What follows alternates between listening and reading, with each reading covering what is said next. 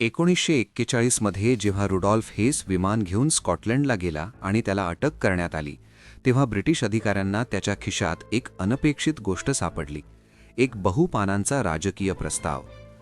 हेसच्या या योजनेचा मुख्य उद्देश एकच होता: जर्मनी आणि ब्रिटनमधील युद्ध थांबवणे. जर्मनीने ब्रिटिश साम्राज्याला मान्यता देऊन त्याच्या संरक्षणाची हमी द्यावी आणि त्या बदल्यात ब्रिटनने युरोप खंडातून माघार घ्यावी, असा हा प्रस्ताव होता. यात कोणताही अधिकृत नकाशा किंवा औपचारिक करार नव्हता, पण त्यामागची कल्पना स्पष्ट होती. जर्मनीने संपूर्ण युरोपवर वर्चस्व गाजवावे, तर ब्रिटनने जगातील प्रमुख आरमारी आणि साम्राज्यवादी सत्ता म्हणून कायम राहावे. या प्रस्तावात एक इशारा देखील देण्यात आला होता: जर्मनीचा खरा शत्रू सोव्हिएत युनियन आहे आणि ब्रिटन जर्मनीमधील युद्ध सुरू राहिल्याचा फायदा केवळ मॉस्कोलाच, म्हणजेच सोव्हिएत युनियनला होईल, असा युक्तिवाद हेसने केला होता. हा जर्मनी सरकारचा अधिकृत प्रस्ताव नव्हता, तर हेसची ती वैयक्तिक राजकीय दृष्टी होती. त्याला वाटले होते की हिटलर अखेर याला पाठिंबा देईल.